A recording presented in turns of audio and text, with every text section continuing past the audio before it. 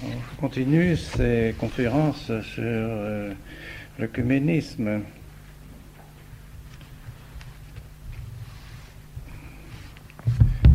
Je crois que je terminais la dernière conférence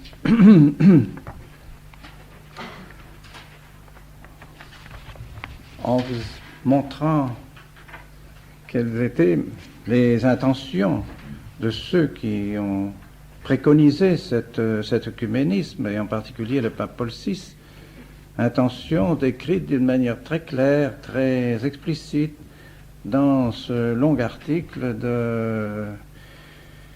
du père Boyer, secrétaire du secrétariat de l'unité, qui est un article qui a été fait après le concile, par un homme qui n'est pas le premier venu, qui était professeur à la grégorienne, qui était mon professeur à la grégorienne, et qui dit explicitement, n'est-ce pas, que l'œcuménisme n'est pas autre chose que d'essayer de se mettre au diapason de nos frères séparés et d'enlever ce qu'il y a dans l'Église et qui peut leur être désagréable, et d'essayer même de revêtir, dit-il, ce qui peut leur être agréable, en ajoutant sans toucher à la doctrine. Mais je ne vois pas bien comment on veut se rendre agréable aux protestants, pour les nommer par leur nom, et essayer de revêtir ce qui leur est agréable sans toucher à la doctrine, car enfin, qu'est-ce qui nous sépare de la doctrine? Et des doctrines très importantes. Il y a un fossé immense entre les doctrines des protestants et les doctrines catholiques. Alors, on ne voit pas bien comment on peut arriver à changer quelque chose dans l'Église catholique sans toucher à la doctrine. Au moins indirectement. Et c'est ce que fait l'œcuménisme. L'œcuménisme, en définitive, favorise l'extension de l'hérésie, sans aucun doute. Et ce n'était pas l'avis du cardinal Manning, qui s'est converti.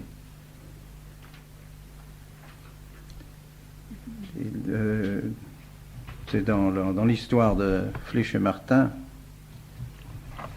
dans le volume 21,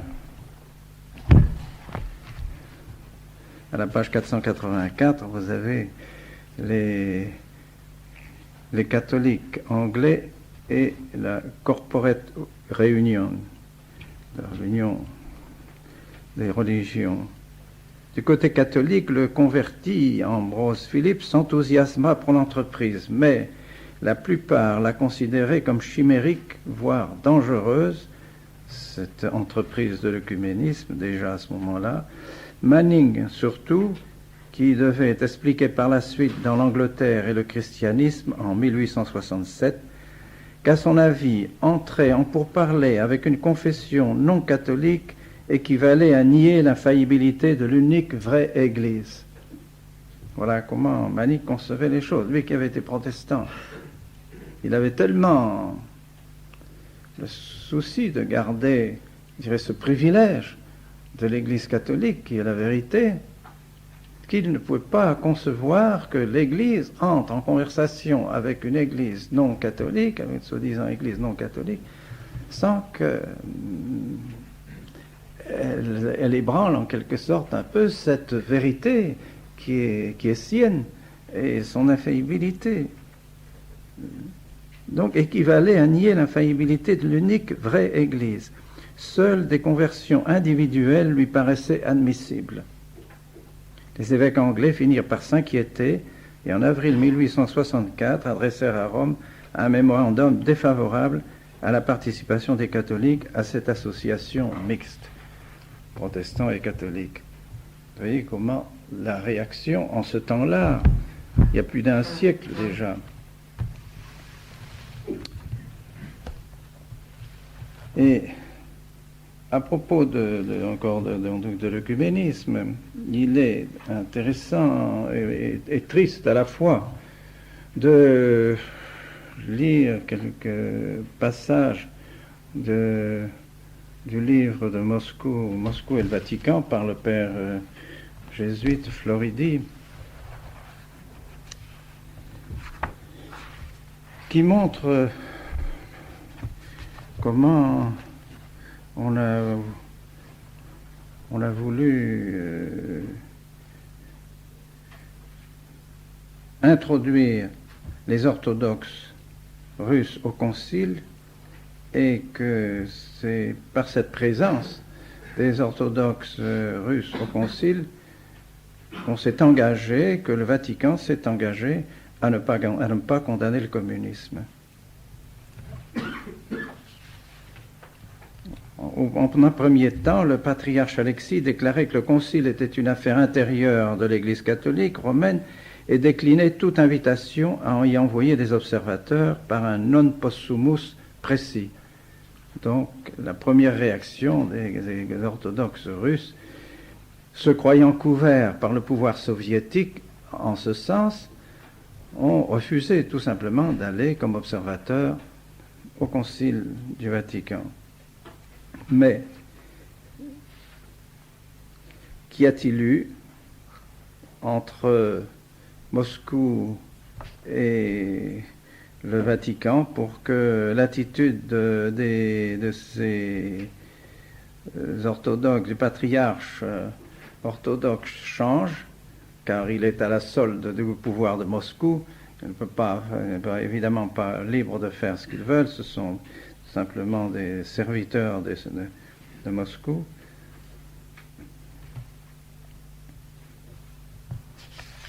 Eh bien,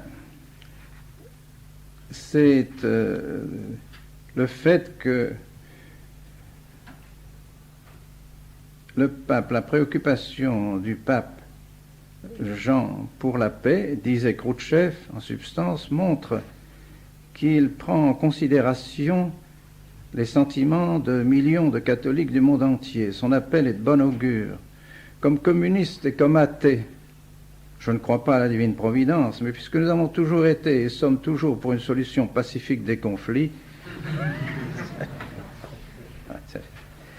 nous ne pouvons qu'approuver un appel d'où qu'il vienne pour des négociations en faveur de la paix. Et maintenant, je me demande si des catholiques fervents comme John Kennedy, Konrad Adenauer et d'autres comprendront l'appel du pape.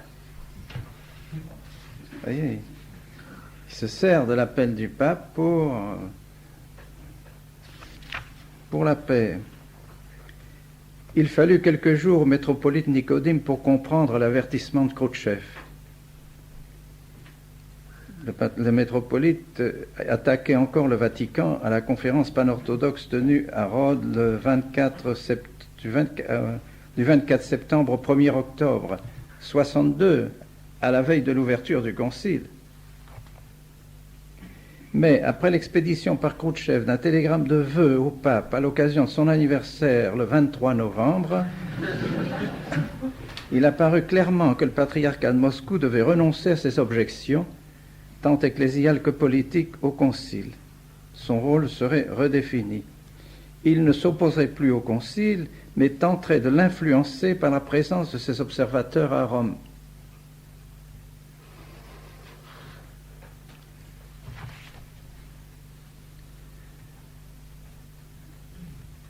Alors, à la Nouvelle Delhi, l'archevêque Nicodème, interrogé sur le point de savoir si Moscou enverrait ou non des observateurs à Rome, répondait « Nous éprouvons quelque gêne à ne pouvoir répondre, mais comment le pourrions-nous alors que nous ne sommes pas encore invités ?»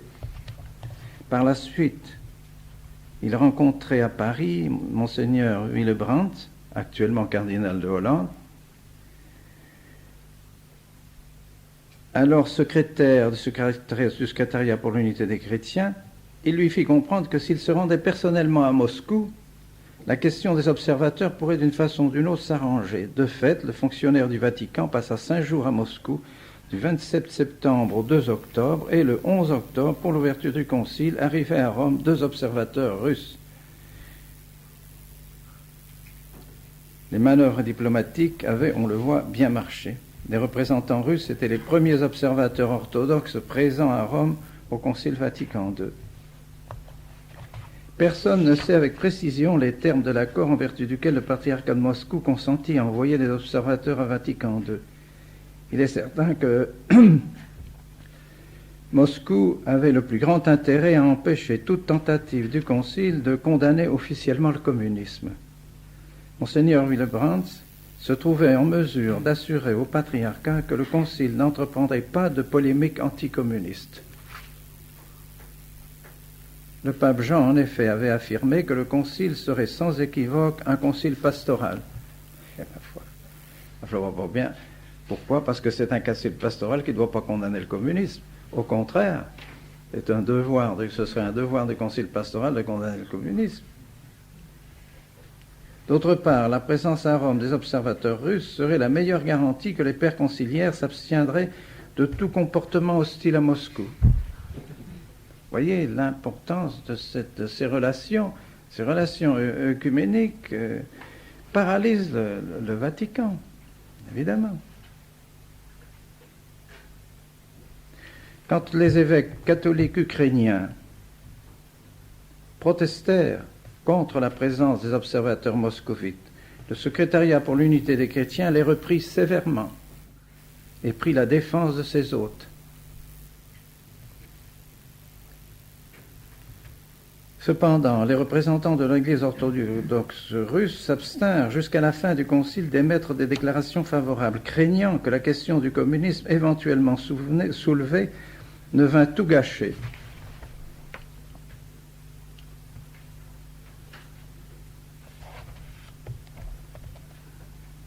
À la curie romaine et au concile ne s'était pas encore conclue la grande dispute entre ceux qui veulent suivre la ligne de Jean XXIII et ceux qui veulent revenir à la ligne de Pie XII, ainsi qu'on a pu le voir au cours de la deuxième session du concile. La veille même de la clôture, le 3 décembre 1963, plus de 200 évêques de 46 pays ont envoyé à la Secrétariat d'État du Saint-Siège une proposition de déclaration sur le communisme, à discuter à la séance suivante.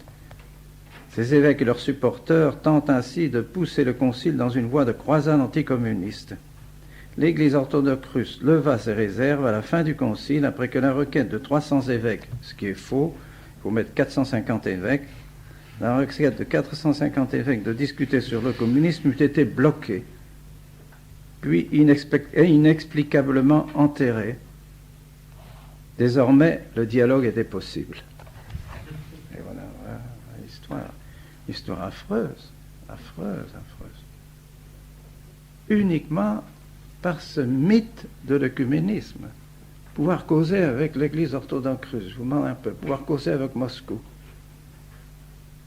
Et pour cela, on ne touche pas au communisme. On ne dit rien contre le communisme. Les demandes de 450 évêques sont enterrées, mises de côté, rejetées. On ne connaît pas le communisme. Épouvantable.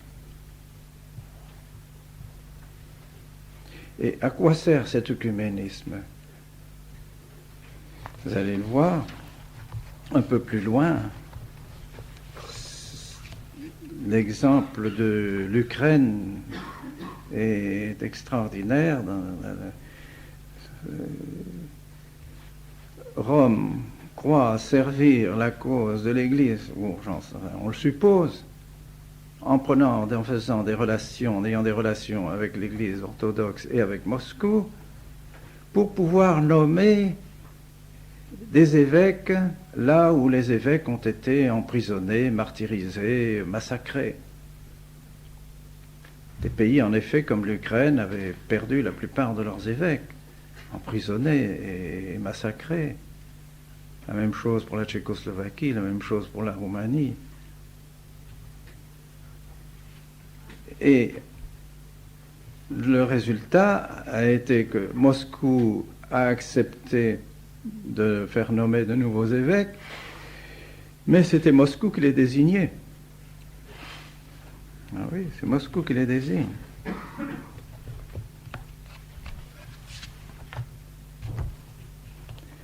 Il faudrait lire ces pages émouvantes de prêtres persécutés par Moscou, en Ukraine, emprisonnés, parce qu'ils font leur devoir de prêtre. Et lorsqu'ils s'adressent aux évêques pour leur demander un mot de défense, c'est non seulement le silence, mais les évêques les réprouvent publiquement. Les évêques de Lituanie ont fait une lettre commune contre ces prêtres qui n'observent pas les lois du gouvernement. Alors vous pensez si la réaction des prêtres est des choses abominables.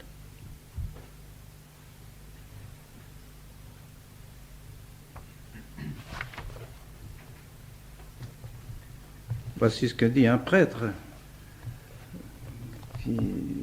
qui va être emprisonné. Quelle conclusion tirer de tout cela? En semblable cas, l'on voudrait répéter les paroles de Jésus, « Père, que ce calice s'éloigne de moi. » Mais nous, prêtres, devrions remercier pour ce procès et pour tant d'autres. Il réveille notre conscience, il nous oblige à parler et à décider. Vous nous placez devant deux possibilités. Première possibilité, choisir la voie de la coopération pacifique avec les athées. Et ça, c'est ce que les évêques demandent. Servir deux maîtres, condescendre aux vues des athées, chasser nous-mêmes de l'Église la jeunesse, lui interdire l'assistance à la messe. Dans les préparations des enfants à la première communion, nous contenter de la récitation des prières sans rien leur expliquer du mystère de la Sainte Messe, essence de toute la vie chrétienne. Ne plus penser à ce que sera la situation dans le pays dans les 10 ou 20 ans. Ce serait très exactement renoncer à remplir les devoirs de prêtre, entrer en conflit avec sa conscience, ne plus se soucier que du menu quotidien, oublier que l'on continuera à parler aux enfants de Dieu. Vous m'avez cité des milliers de jeunes gens, aucun d'eux ne connaît ce Dieu qu'il faut aimer et qui nous aime. Personne ne leur a enseigné à chercher le bonheur en faisant du bien à chaque homme, ou même à son ennemi.